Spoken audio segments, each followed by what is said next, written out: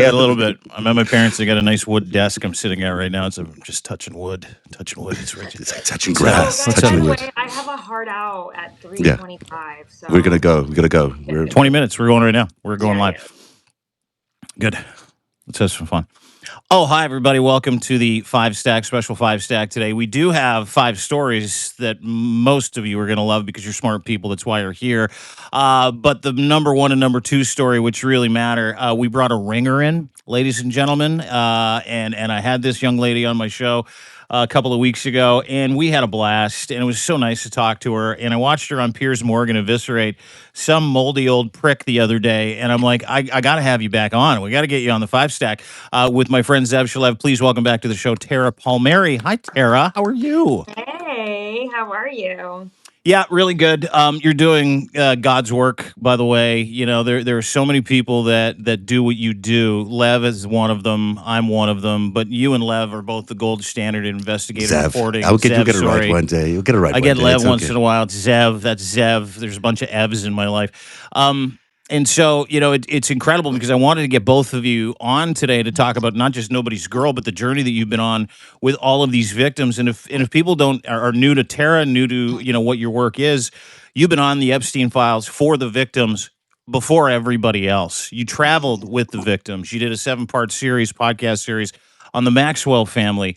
You've got your own publishing house now. It's called the Red Letter Substack. You host the Tara Palmieri Show. Red Letter on Substack, the Tara Palmieri Show. Broken, Seeking Justice, where you travel with the survivors. You've been in it. Like, you've lived with these people and these victims, these beautiful human beings. You've been advocating for them for some time, and then Nobody's Girl drops. Um, how did you feel when that book finally came out? I've been through it, not to the extent you have, but you traveled with Virginia Giuffre looking for witnesses. You traveled with victims looking for witnesses in your investigative reporting. Why don't we just start there? Your thoughts on the book? I know you've been through it, and I know you've been trying to disseminate it. You've been reading it to people, but your thoughts on Nobody's Girl, just to start. I think it's incredibly powerful. I like that she goes into the nuance, the complexity, the details. I think you realize that in the details there's so much truth. Mm. She's been called a liar, someone that's a crazy woman looking for a payday. And when you actually read the true story of her life, you realize that she was a woman who was constantly being abused, and she went through cycles of abuse starting as a young girl when she says that her father molested her, which is, consistent with what she had told me. And it's very clear that when people go through this sort of abuse from a very young age, including a family friend or father's friend, too, and then she was trafficked again. She was living on the street by the time she was 11. You realize that she was prey for someone like Ghislaine Maxwell. She was an easy target. She was someone who didn't understand boundaries. She didn't know what it was like to be loved purely, like the way a parent should be loving their child. I mean, she wrote that when her mother, suspected that there was something going on between her and her father, that she was beaten up. And it's like, okay, this is someone who has been through the worst perversions in life. And it was easy for Epstein to convince her that he was the protector, that he was the one who loved her. And you can tell from the book that she did have, like, genuinely wanted to take care of him, even if that meant sexually. She saw them as a family in a weird way. Like, her and Ghislaine Maxwell would look for seashells together. They would. She said that she thought that Jeffrey Epstein was molested as a child. I mean, she showed empathy for him. And there were moments when I was with her, we traveled around the country together, and I would hear, she would see a desalinization plant and be like, oh, Jeffrey wanted to do that. Or things would always come back to Jeffrey. And I was like, I see how this is possible. And I think everybody who reads this will see not only a person connected to Jeffrey Epstein, who had a number of powerful friends who she was trafficked to, and the salaciousness of that all, but I think they'll see a profile of a young woman who was truly tormented her entire life. And I hope that it ends these, conspiracy theories that she was killed. She suffered with mental health. And anyone who went through what she went through would. Her brain, they say that trauma like that can change the actual formation of the brain. And I hope that this story isn't just about Virginia and a salacious, Epstein story, but that it actually saves lives, saves children, saves women who have been through this, and men who can see Virginia's story and realize, okay, like I feel like I have agency. The book starts with a really beautiful quote. And, as a journalist, I felt this way as well. And I know my friends have. I'm talking to a friend who's putting out a book, and a memoir, and it's very personal. And she was really struggling with what she was going to put into the book. And I sent her this text that I found, this a text from what I found in Virginia's book. And I won't bore everybody, but it is, hold on, I would love to find it really quickly, because it means a lot to me, and I think it will help Take your people time. understand why Virginia wrote this, and why it is so important that stories like this are our truths. This is how we bond throughout history. Okay, here it is. Life is not a private affair. A story and its lessons are only made useful if shared. And that's why she created Victims Refuse Silence. Mm. That's why she wrote this book. And so, um, I hope that this is shared and told, and this is a bestseller that lives on for decades, and that her pain was not in vain. Mm. It Mm. is striking, isn't it, that she was able to do what she did despite everything that she'd been through. I mean, you think about her father abusing her, and you think about her being taken to Mar-a-Lago by her father, who was also working there, and then That was a crazy revelation in the book. also being there with Jeffrey, being in Jeffrey Epstein's home with her father. You just wonder what was going on, and Oh, yeah, he dropped her off. Who yeah, knew? This was so perverse. I'm sorry to interrupt you, but no, like, please go ahead. when her father came out and said like she may have been murdered, I got angry, and I like attacked Pierce Morgan over this for having him on the show to say that. And I didn't feel like it was my story to tell.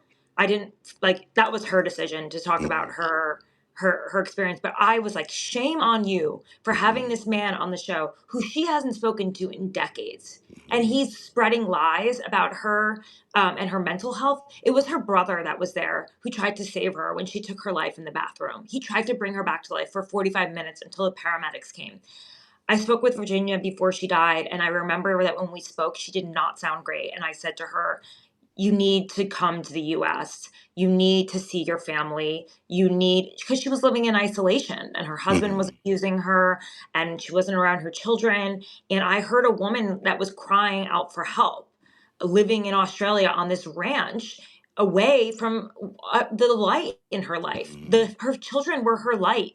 That was all she had. And so And her children were taken away because of the abuse, right? I mean, she'd been accused of something in the abuse. How did that work out that she landed up not having her children?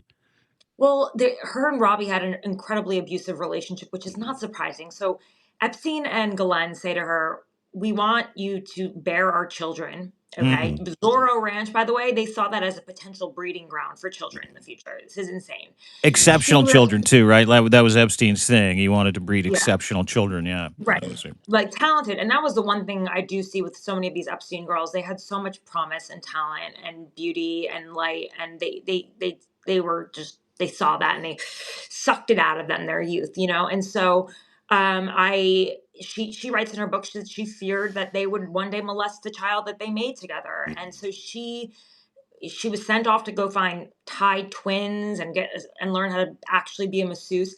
And that's when she meets Robbie, her husband. And they married within days, because he told her the story of his abuse, and he was like, I'll take care of you. And then she falls into the arms of someone else who eventually abuses her. There are court records of domestic abuse. She broke her sternum. A sternum is a really Yeah. hard bone to break. And so the family is really struggling right now, because he will get a part of the estate when they believe the children should get all of the estate. And it's just like heartbreak after heartbreak. I am so proud of her, though. I am so Mm. proud of her. And like, even in our book, in her book, she wrote about what it was like to travel together, and she noted that it was really hard for her.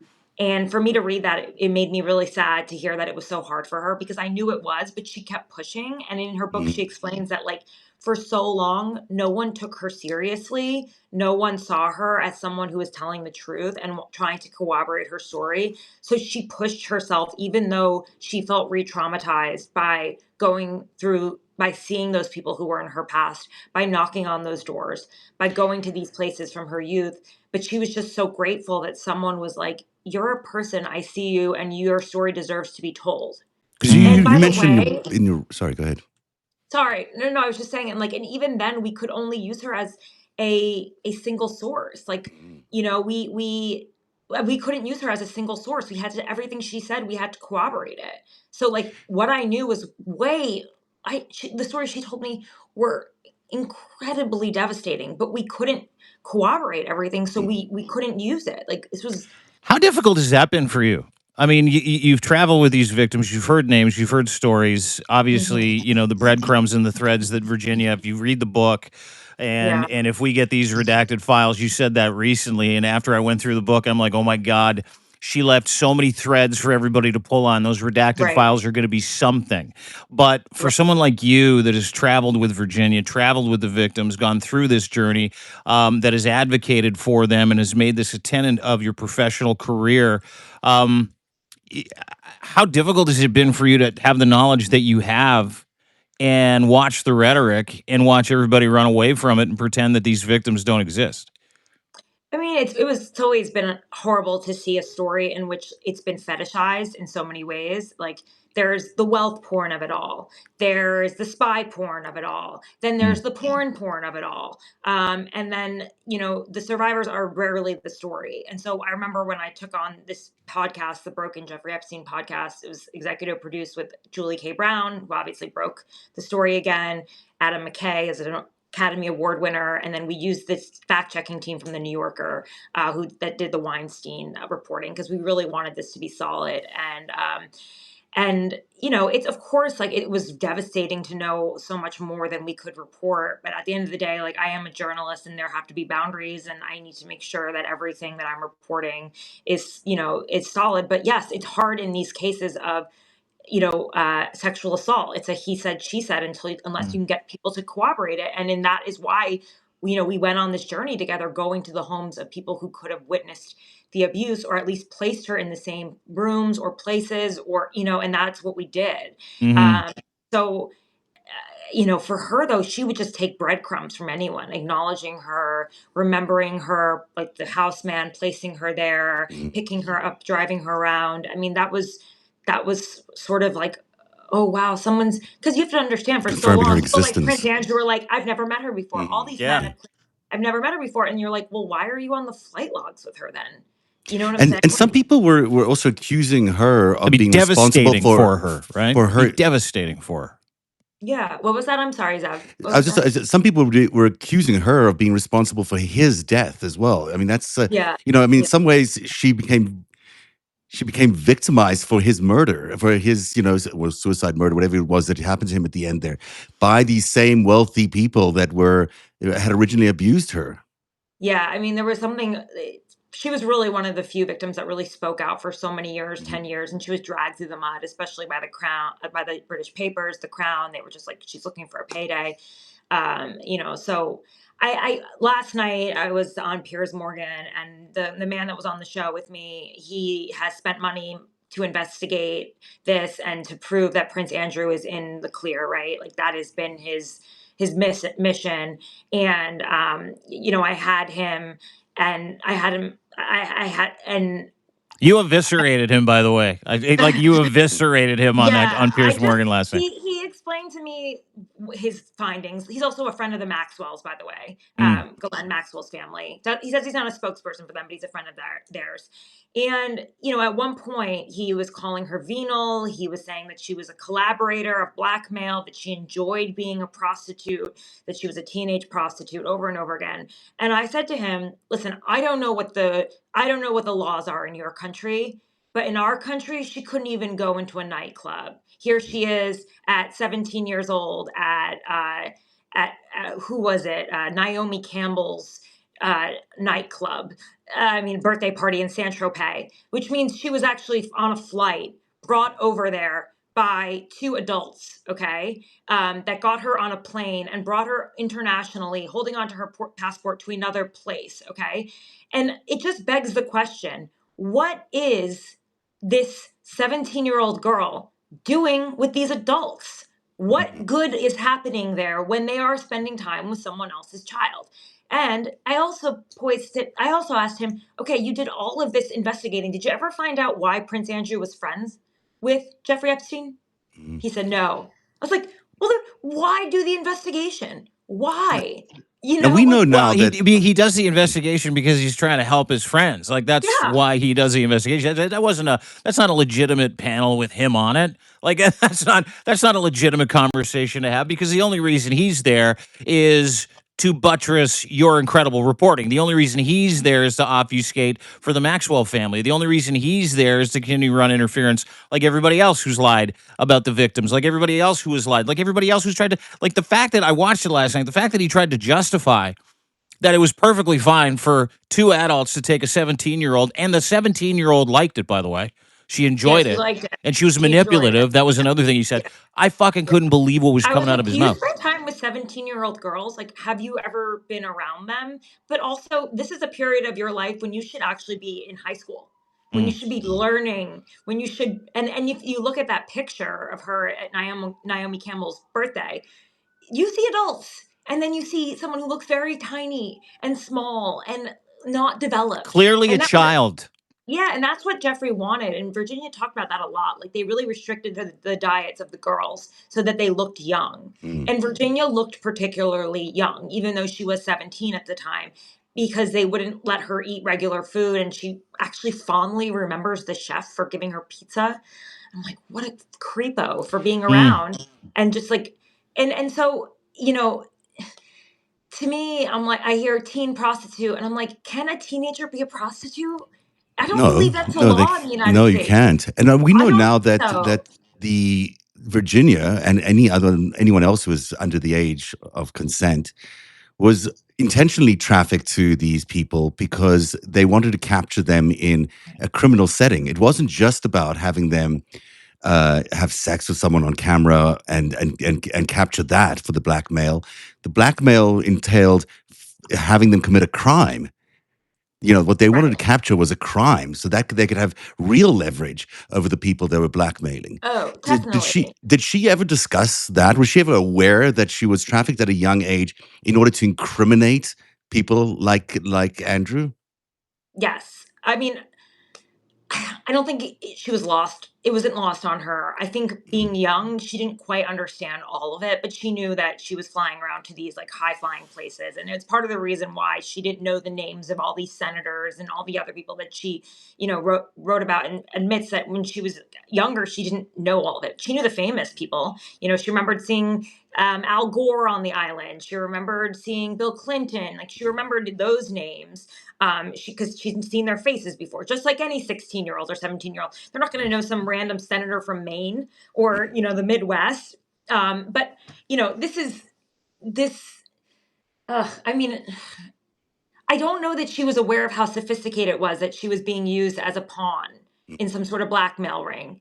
I think she was, told after she was brutally assaulted by this prime minister that, oh, that can happen sometimes. Sorry, that happens sometimes. But this is your job. This is your job. And yes, she was paid. Okay, but that doesn't matter. Like that. This is what I don't understand. Like, if you want to pay adult prostitutes, go for it. It's not my cup of tea. Creeps me out, frankly. But that's what some people want to do. And in some countries, that's perfectly legal. And in some states, it's legal. I'm just, when they're children and you think that that's a good idea and you're moving them around and they're 17 or 16 and they should be living with their parents. She was living in a trailer when he found them with her friend. Like, it wasn't even like she was living with her parents. She was so easy to prey on. It's oh, that's the dog. Probably That's going. okay. Listen, sorry, I know you have a heart out here, and you need to split. But I just one last question. How are you because I think this is a very personal journey that you've been on with so many women, so many people.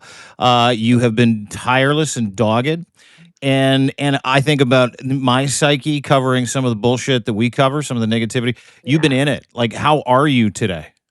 I'm a little tired, thank you for asking, but at the end of the day, I do feel like I'm really proud of Virginia. I really am. This was, I think, if she was alive and she saw the reception of her book, she would be so thrilled. I mean, I still haven't gotten it in the mail, which means that like Amazon, I have a copy obviously, but like that means the Amazon can't deliver orders. I think she would be thrilled. And this was her life's work. Victims Refuse Silence. This book will live on for her. And yeah, I mean, there's a lot of corruption in this world. This happens all over the world, and to women that are, sex trafficking is a huge problem. Mhm. And I hope that this book stops that, and also makes it much more difficult for someone who's a predator to get a pardon when it's made clear the impact of the crime on the survivors. Because as we know, Alex Acosta didn't read their victim statements. Kash Patel didn't read the victim statements. They still have not been called to testify before Congress. So, this is the testimony that these survivors needed right now. Mm. And And they hopefully it are pushes the people. truth. Mm. They are the files. I've been saying that all along. They are the list. They know the lists. If Mm. only anyone would ask them. So Mm. that's my piece. I'm gonna go. Thanks, Tara. Thank you for being here. I really appreciate your Thank time. you. And Zev, one day we have to do a Yeah. show ourselves about the Maxwells. Yes, because there's a lot to unpack Yep. there. There's a ton to Yeah, we unpack. just So, scratched the surface here, yeah. but your work has been incredible. I wanted to highlight it and bring it to our audience, include you in the five stack, and just have a Thanks. chat again because I know you break the ice with certain people in podcasts, and then you're like, oh my god, we need to talk about this, we need to talk about that, and I wanted to get to you Yeah. because this is the week that Virginia's book came out. It's a heroic read if anybody gets a chance to Yeah. do it. But the tracks that you've laid in advocating and covering this have just been just heroic. So well done and thank you. Thanks. Thank you. Thanks, It's not Tara. about And me. It's about her. But thank you guys. we'll be in Cheers. touch. Cheers. Thanks so Talk to you much. Okay. soon. Bye. Bye Bye. bye. Bye. It was That's just Tara great. Palmieri, the red letter on Substack. She is an absolute warrior. I mean, Yeah. is there any other way to say it? It's so impressive. It's so impressive that she spent the time with all of the victims and she went on that tour, knocking on doors with. That is not easy work for anyone to cover. I mean, that is real, like, putting the legwork into a story Yeah. and spending time with the victims. That's not fun. And she really got to know them. She's speaking on their behalf right now, and they're all very lucky to have her as a spokesperson as well, as someone who can capture their experiences and relate them so well to everybody. It is so tragic about Virginia Giuffre and the fact that she had to die to get this book sort of noticed, Mhm. is tragic in itself, but it's not unfitting an otherwise quite tragic life in every way. Well said. Really, really well said. There's a sensitivity around the subject. I think people want to use Virginia Giuffre in this book as a weapon. I think people want to use the victims as a weapon. Um, and we're just a couple of dudes, right? Both couple 50-year-old guys. It grew up in an era where that era was, if you can cover it up, nothing happened. Yeah. And we expected that in a professional setting in the media, right? Let's be honest, we did. Stories like this are not uncommon in media, but stories like this never get very far because the people that make these stories, meaning the people that commit the crimes against young women, people that abuse women, people that marginalize women, are men, very, very powerful men that feel like they don't have any governors on anything that they can do because in their mind, their success means merit and merit means they're above the law. And what I got out of the book, and I went through it, and Tara and I were just kind of texting or emailing back and forth about it over the past couple of days, was the systemic failure of the legal system and powerful men in government that made sure that these women continued to suffer. And if you extrapolate that out when it comes to the Epstein files, if you extrapolate that out, the marginalization, the abuse, the sexualization, the objectification of women which, by the way, MAGA is very, very fucking good at, right? Even Trump the other day with his whole thing with Merloni. I don't know if you saw that. He's like, we got a really beautiful Italian prime minister here. She's so hot. So be-" and that is what they are all protecting. They're not just protecting their crimes against these children, thousands of them that are now women, that are now ruined, families that are ruined. They're not protecting themselves from that accountability. They are legitimately protecting themselves. This is the whole fucking purpose of Make America Great Again. Their ability to continue to do this and continue to cover it up and continue to be perverse, disgusting, women abusing pieces of shit, child abusing pieces of shit. And there are geopolitical assholes out there that know that there are certain people that have this proclivity. And that is what the Epstein files are. They are these women, as Tara said, but they are also, assets for blackmail. They are also muses for sick fucks, right? That's what they are, and it served two purposes. But what I really, truly kind of like clued into after going through Nobody's Girl, and everybody should read it. Everybody should read it. Was the systemic failure. How children and women are assets, political assets, sexual assets.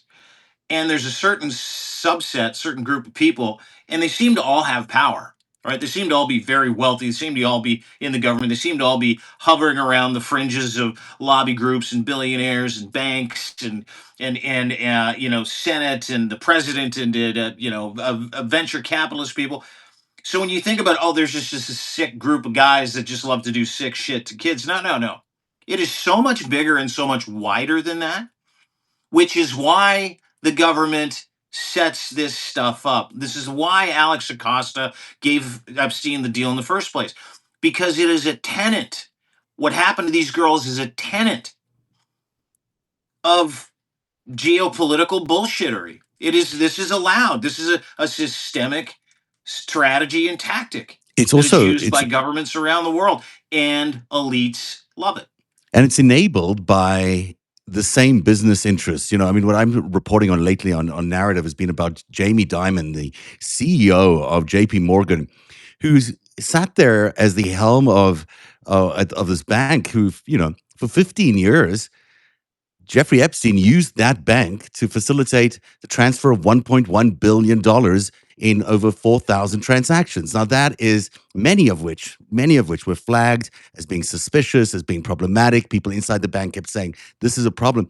And Jamie Dimon says he never met the guy, which I don't buy. But let's say he says that everybody, that the whole thing just happened under one executive, and that the concerns never rose to his level. But none of the evidence that we've seen actually supports that. So what we've got is someone who's a real titan in business. Jamie Dimon is considered, the absolute hallmark of great bankers in America, who either did one of two things. Either he is incompetent because he didn't notice that his own bank was transferring $1 billion worth of funds for a guy suspected of the sexual misadventures, but that's when we call them crimes, and then also someone who was doing money laundering, or he lied under oath, in order to protect that same person and that same operation. Neither of those are very good looks for Jamie Dimon, and it makes you think that the entire structure that supported Jeffrey Epstein and all the crimes and all the blackmail and all the financial crimes that followed from that, it all seems to be, if you take one of those pieces out and reveal it, and in this case, it could be the Virginia Giuffre story, if you're able to actually expose what happened to Virginia and all the blackmail around her and all the financial crimes that followed that blackmail, boy, you can see that the entire structure would fall apart. And it's what you're talking about, the thing that's been holding up the organized crime, let's call them male, alpha male type people who are sort of these patriarchs of America. That whatever's been holding that up appears Rich white to be dicks. You can call them that. Yeah. That you can feel that it's almost shaking at its foundation, that it's about to collapse. And they've been trying very, very hard to keep it up. And I don't know if it'll survive. I don't know if it will stay up, but it is currently under probably its most unbelievable strain that it's ever had. And what we're watching is the Republican Party hiding these Epstein files. And it's not They shut just down the government so they don't have to yeah, deal with it. it's not just the FBI Epstein files, mind you. There are files inside the U.S. Treasury, all these suspicious activity reports that J.P. Morgan filed or didn't file until a later stage, explaining how they and Deutsche Bank basically facilitated all this operation for 15 years.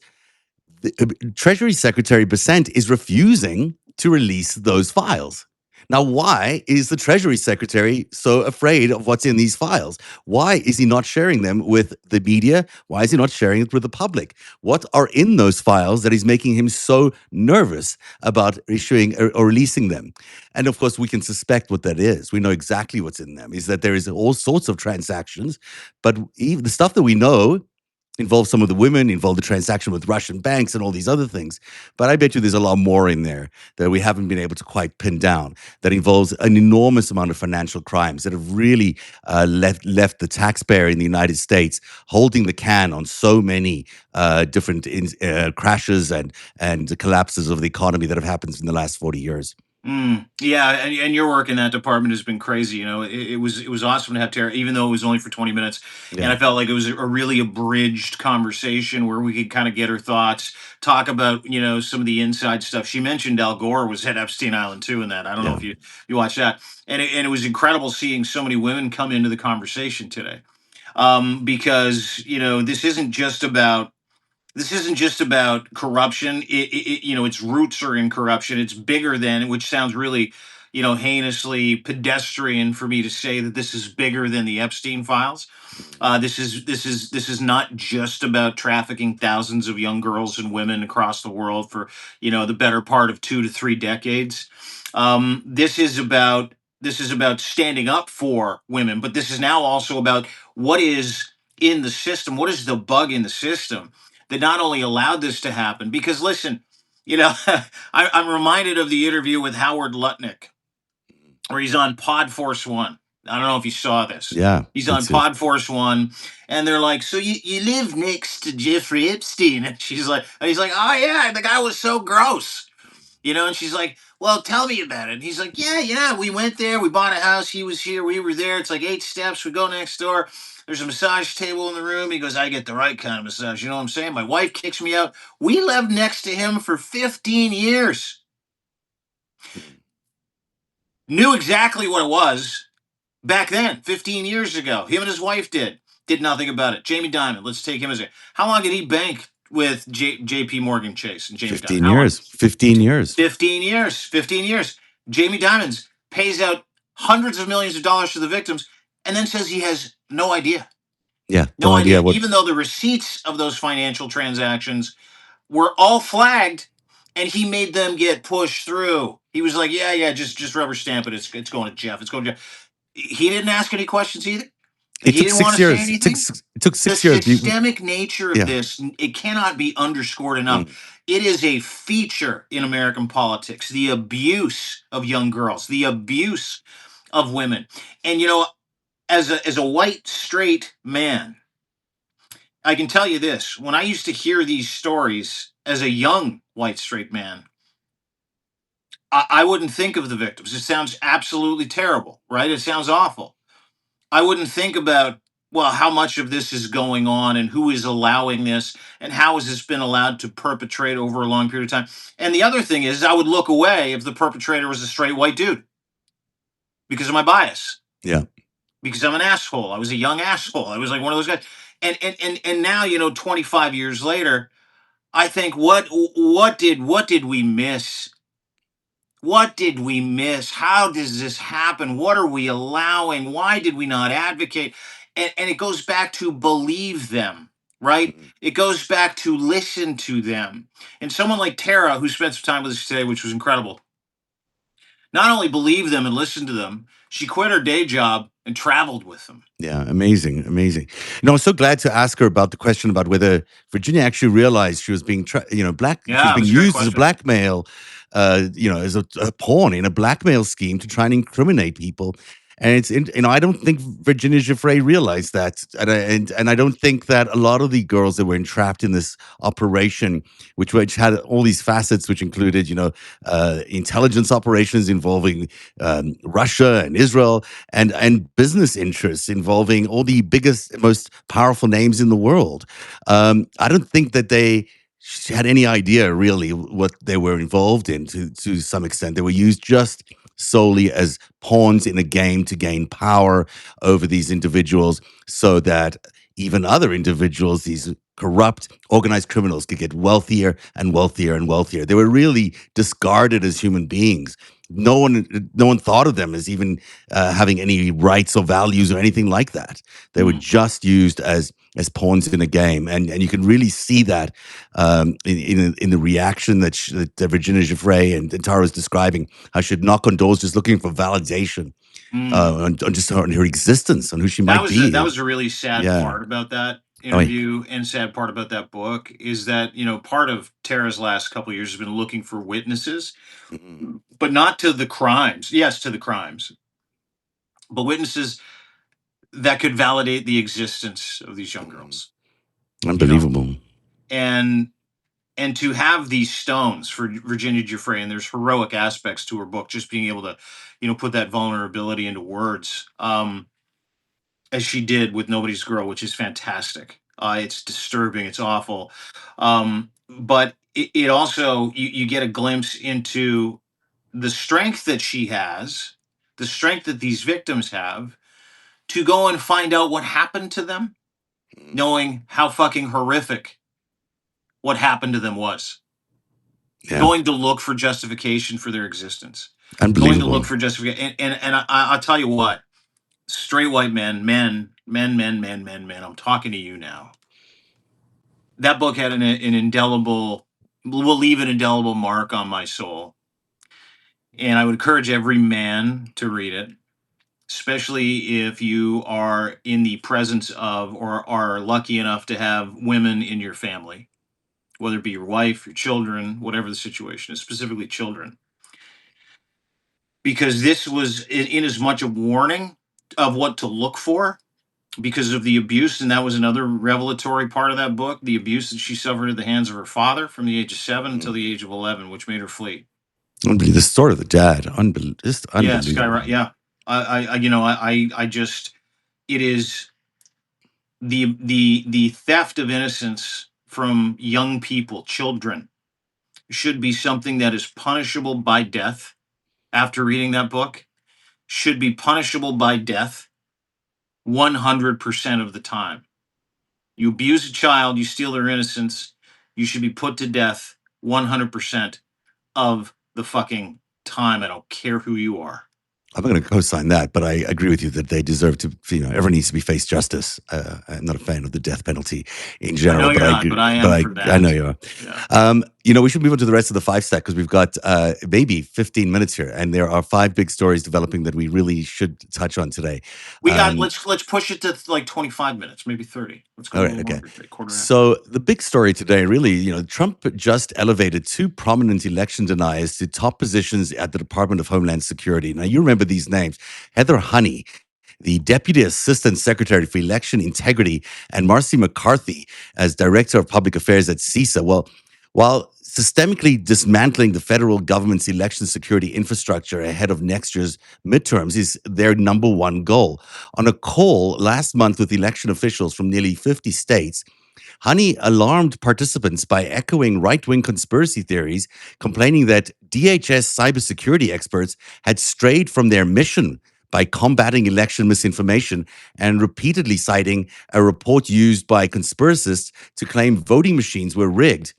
Before her August appointment, Honey told right-wing activists that the administration could declare national emergency, and this is what's worrying everybody.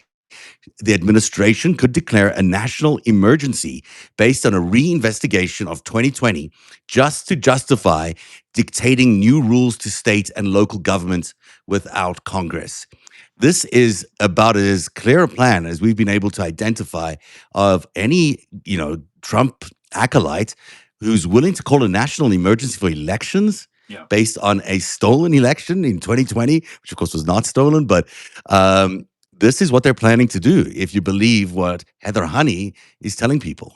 Heather Honey was the person that went to the state of Pennsylvania with an extra 100,000 signatures, and they told her that she was fucking insane.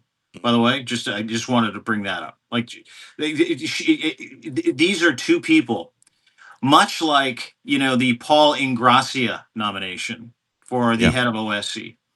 Two people who are cult sycophants.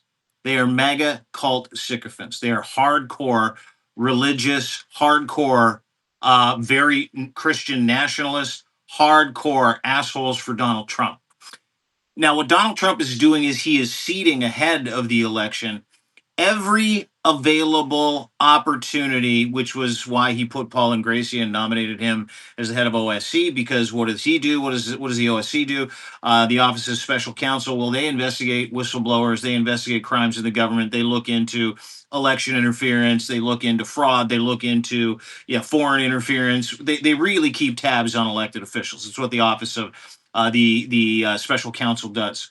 So he seeded that. Now what he's doing when it comes to the actual election, it's fascinating if not predictive. Is he's taking those same cult, and they are like hardcore mega cult suckers, and he's saying, okay, listen, we need to figure out whether or not the people of the United States not only are going to buy that it's too dangerous to hold an election, but when my name's on the ballot, the election's unfair.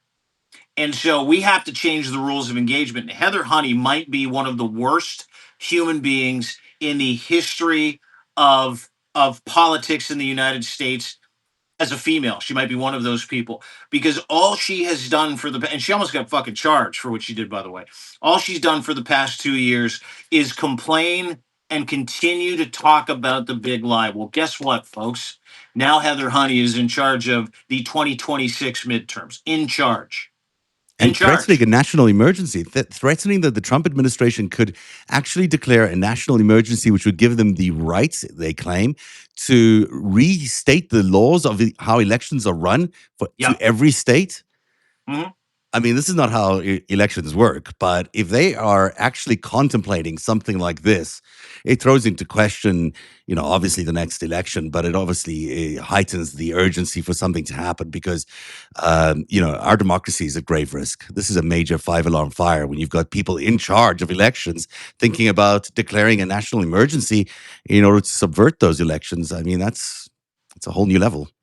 Yeah, and he's doing it up front too. That's the thing I love about it, right? Like, he's just like, I'm going to put Heather Honey in charge of elections. Everybody looks into Heather Honey and like, oh, she's an insane fucking mega cultist who tried to overturn the election by handing in, a fake envelope with 100,000 extra votes for Donald Trump in Pennsylvania in 2020. That's what she did. Like, folks, it's on. To Zev's point, I mean, with every single ratchet turn, like this is a ratchet turn for fascism, you will see an election denier, a MAGA cultist, a Christian nationalist put in charge of something they are wholly not only underqualified or not qualified at all to actually do, but someone who will do whatever Donald Trump wants them to do.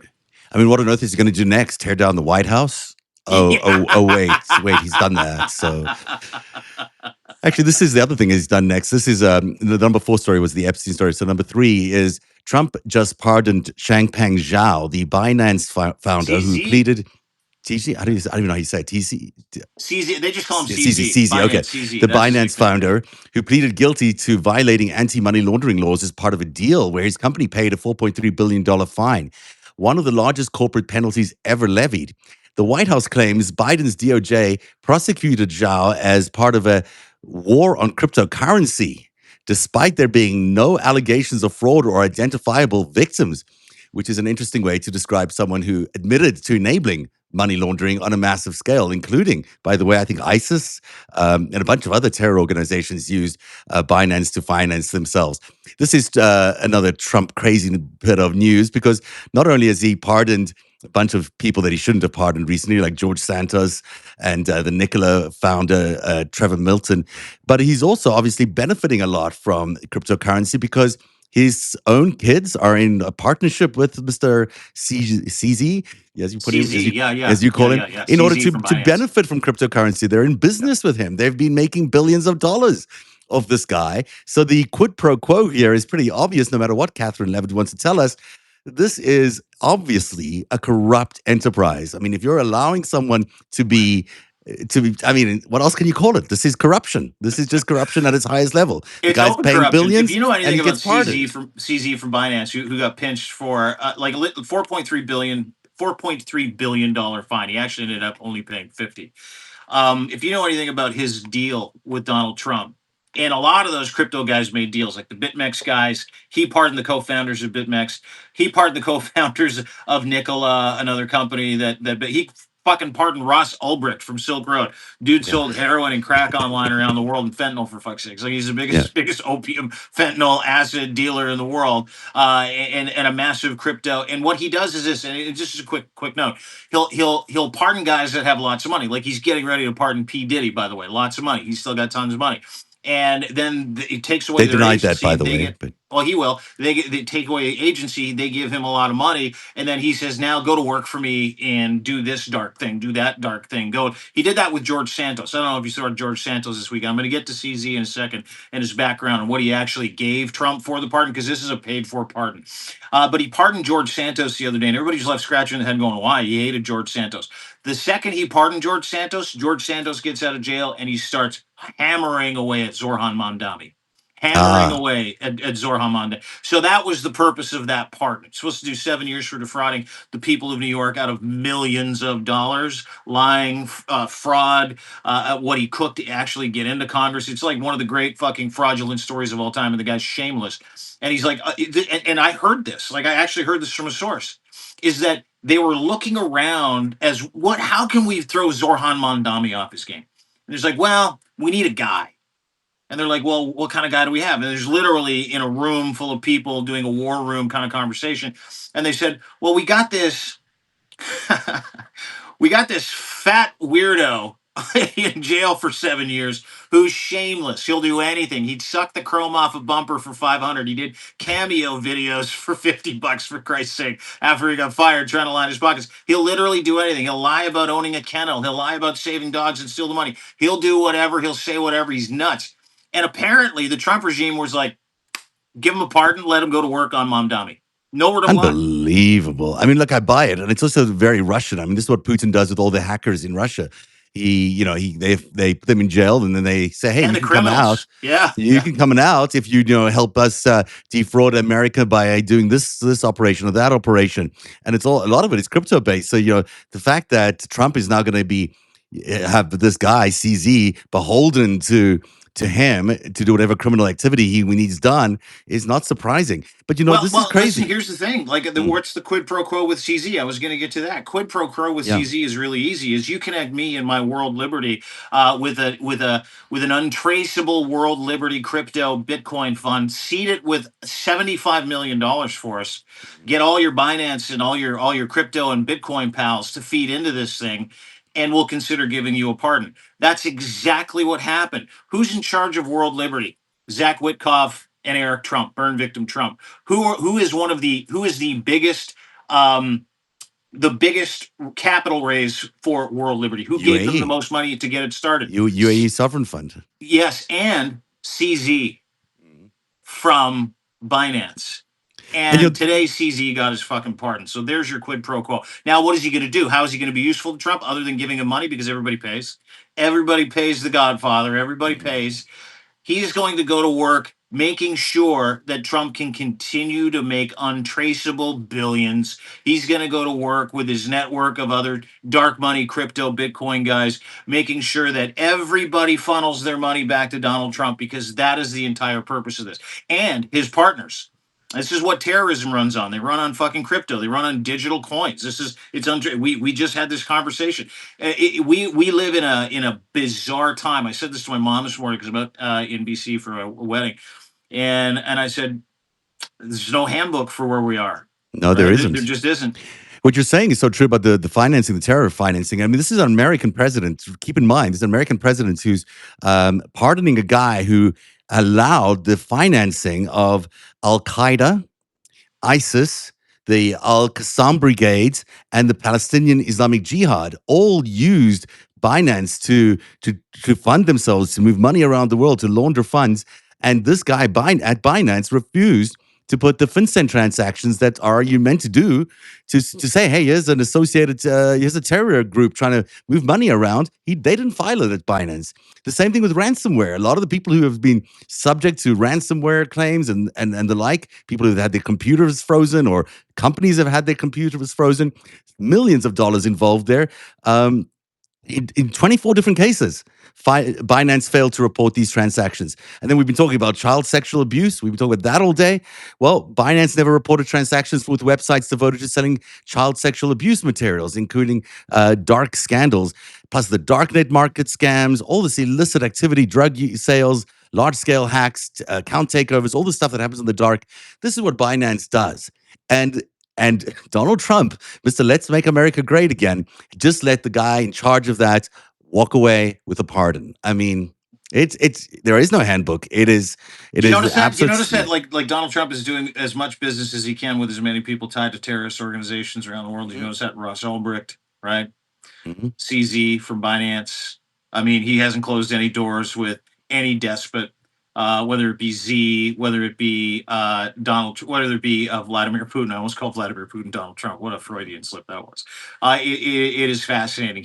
And let me tell you something. He's also doing business with the cartels, the Sinaloa cartel. Just I don't know if anybody knows this.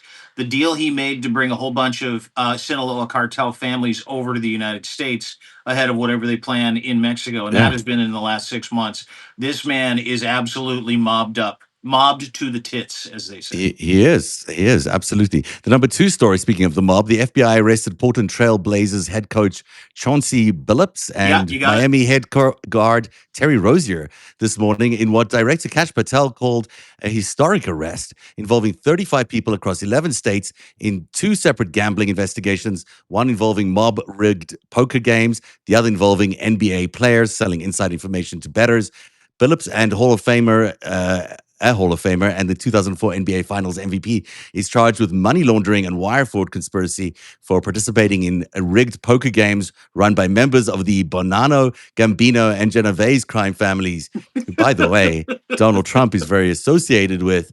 They lured former athletes as face cards to unsuspecting victims to tables rigged with tampered shuffling machines. I guess that just means they're rigged They had games. X-ray machines underneath some of these tables too, by the way. Wow. So, fancy.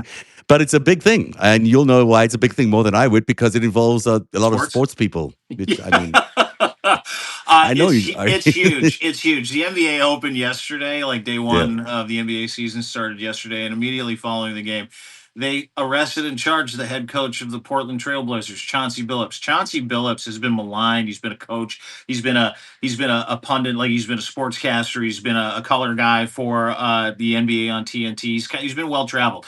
And Chauncey Billups has made tens of millions of dollars, as has Terry Rozier, who is still an active player in the NBA who got popped for this.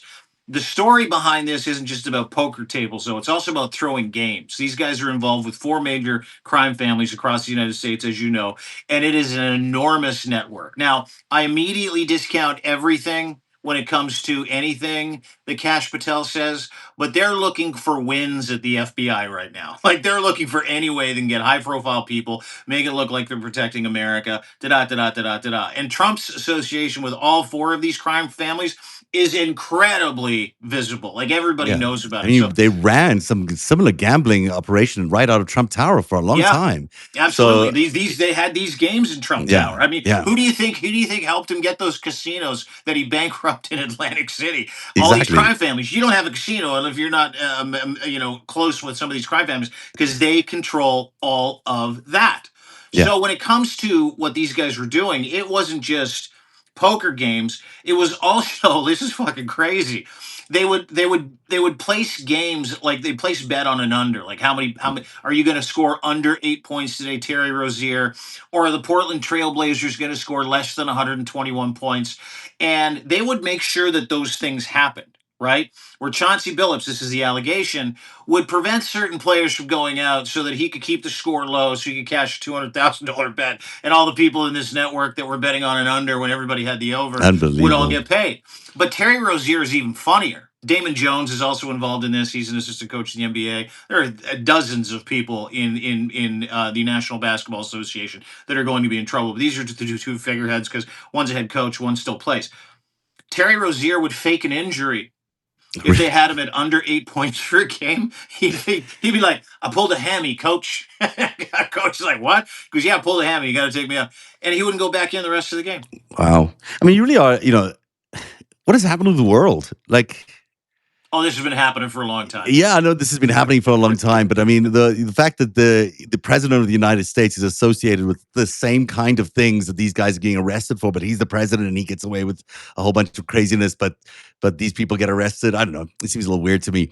Number one story is another one. I just can't figure this out. I can't figure out what Putin and Trump are doing right now. Putin calls Trump's new oil sanctions an unfriendly act and warned of a staggering response if Ukraine gets the Tomahawk missiles it's requesting, signaling the Kremlin isn't softening its maximalist war demands despite Trump's pressure for a ceasefire.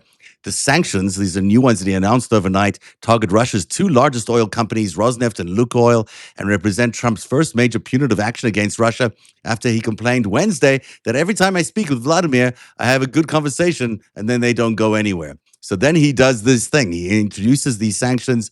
So do the Europeans.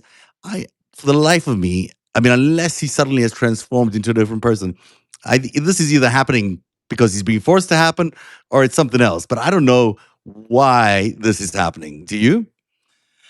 I've read a couple of articles that talked about how these aren't really sanctions; they sort of protect Russian oil production and development.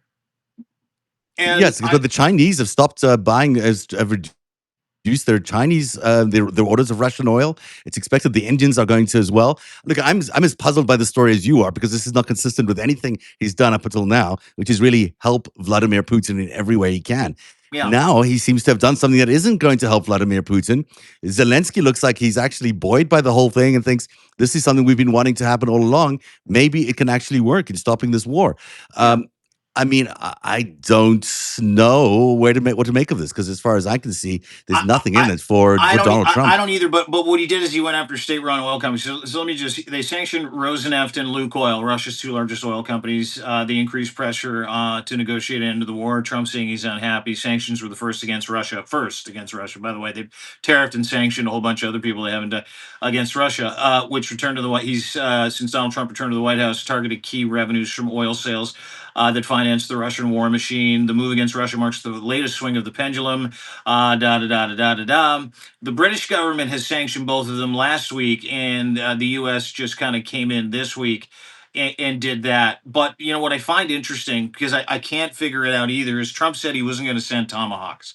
And then all of a sudden he adds these sanctions. Bessent announces these sanctions because obviously Trump doesn't want to piss Putin off, so he has Bessent announce these sanctions and he says we're gonna go after their two largest oil companies.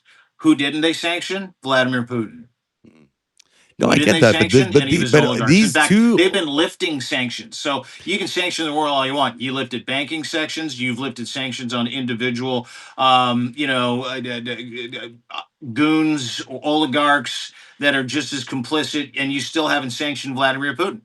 Like Look, none of the these things oil matter is unless oil that is happens. In my everything. mind. Oil is everything to Russia. And these two companies are the lifeblood of Russia. If they're sanctioned and if it's stopping China from buying their supply from Russia, and if it's going to stop India from buying their supply, this is a significant thing that can really stall the Russian economy to the point that their war machine will not be able to function. This could really be a start to the end of the war.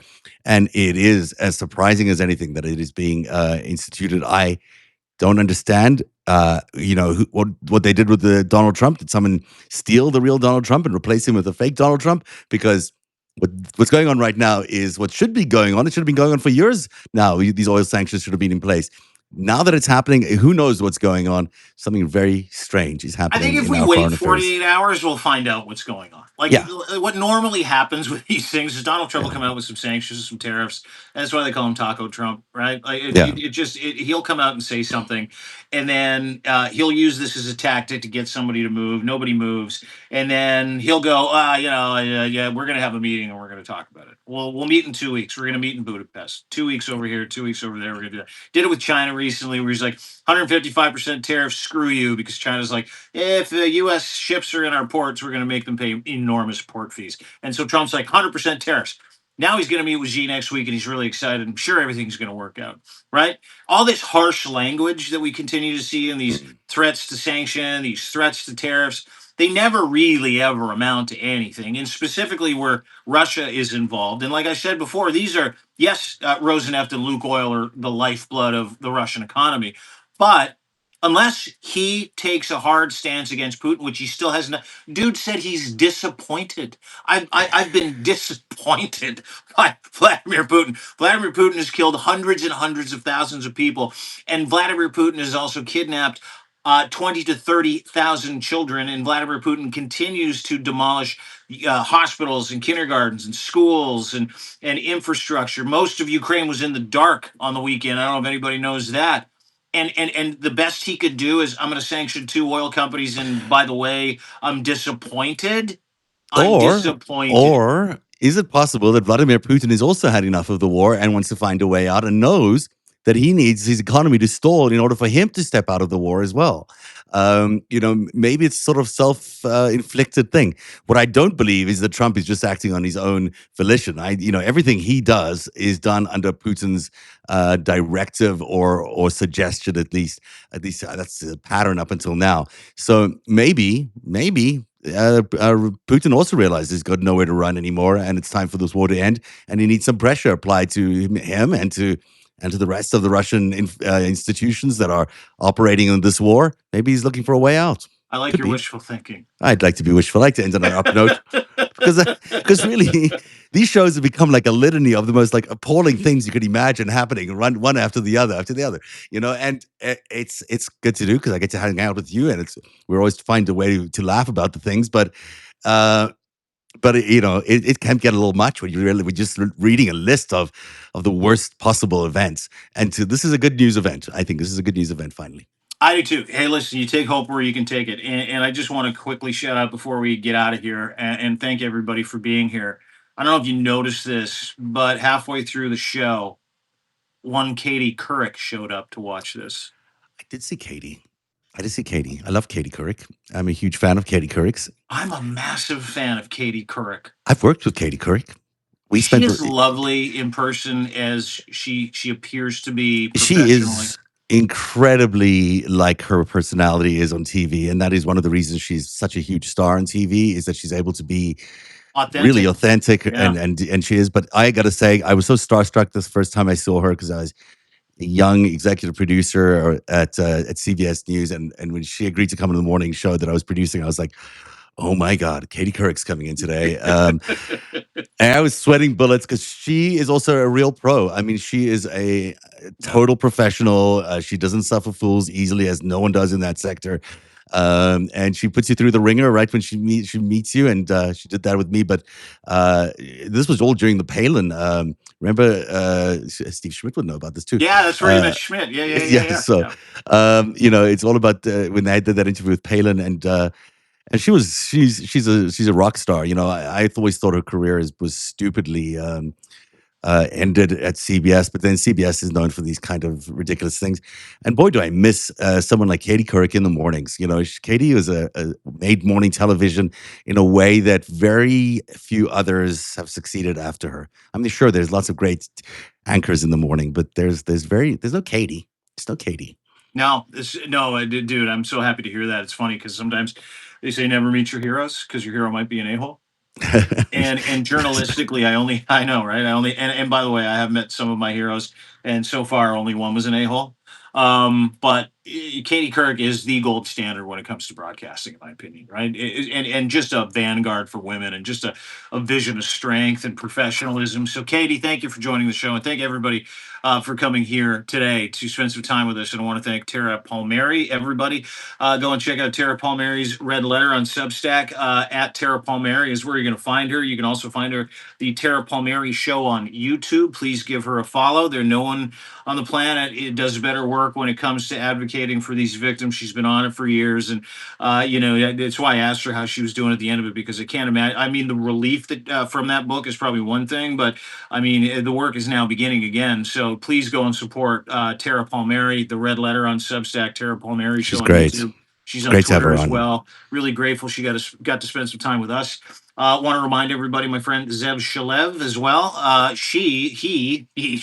Sorry, I just saw It's someone. okay. It's okay. Lev, Zev, she, he. It doesn't my matter. my friend Zev has the best investigative reporting Substack account. And if you go to narrative.org, you will get context and the feels for why we are where we are, like you don't even know. Like nobody's, to steal a phrase from Donald Trump, like nobody's ever seen before. Zev Shalev, he goes deeper and darker and wider than most. What do you have, and what is your latest over at Narrative? Well, that's very nice of you to say. Thank you. I mean, as I said, I was talking about Jamie Dimon today. I sort of put a second story out about, what exactly did J.P. Morgan and Deutsche Bank know? And the reason why I'm pushing this is just because these banks, they knew what was going on. They're part of the structure that has created a world of corruption. The thing about Jeffrey Epstein, I keep harping on this. It's not about the girls only. They were just the victims of this much larger operation, which corrupted our entire system, has stolen our democracy, has stolen our American dreams, and has brought us to the point where we might lose our democracy. So I'm writing a lot about that. And there's a lot of other stuff I'm doing that I can't even honestly remember right now because there is so much at play. And everyone should check out deanblundell.substack.com. It's where we get a lot of the news for the Five Stack every day because it is so thorough and always an incredible read. What do you have on the Five Stack?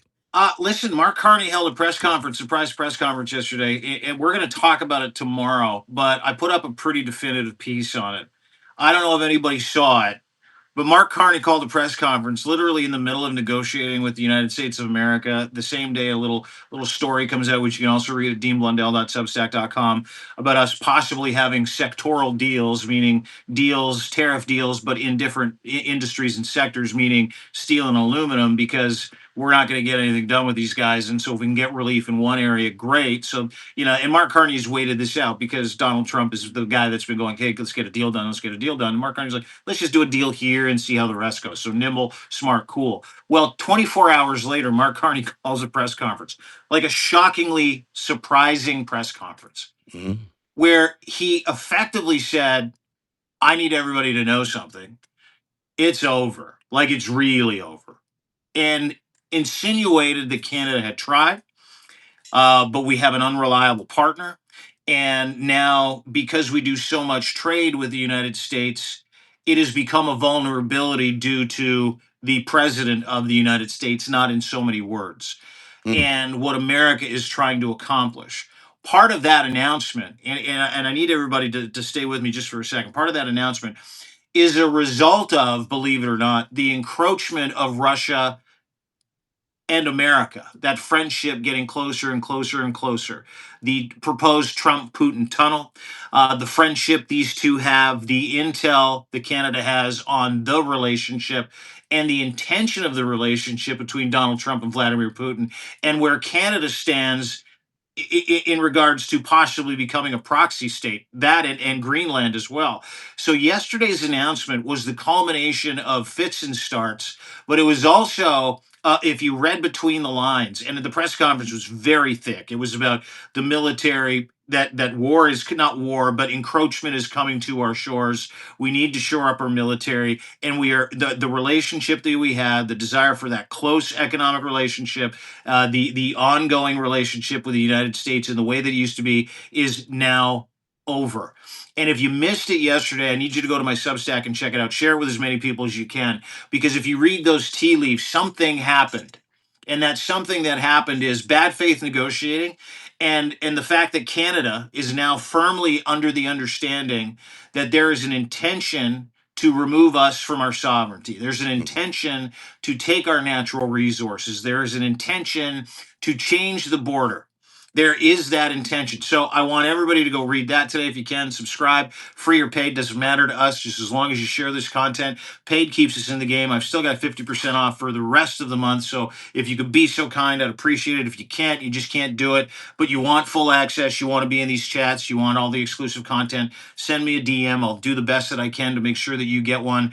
But more importantly, share, subscribe in any way, shape, or form to this kind of content as we continue to turn the resistance into a bit of a movement, and keep you informed about the encroachment of fascism in the United States. But not just that.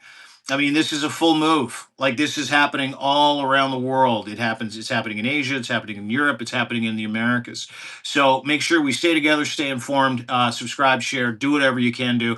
And once again, thank you so much, everybody, for listening and watching us today. Not every day do you get to see a couple middle-aged snacks sneak in, have a little conversation, then beat it for the rest of the day. So thank you for joining us today. Really appreciate it, everybody. That's awesome, Dean. I'm so glad you got that story up, and I didn't even know about it. So thank you for sharing that, and I'll be reading that at deanblundell.substack.com. Oh, it's a gooder. There's some video there. You'll go, Carney said what? All right. I'm going there right now. Cheers, everybody. Have a great day. Cheers, Dean. Bye, guys.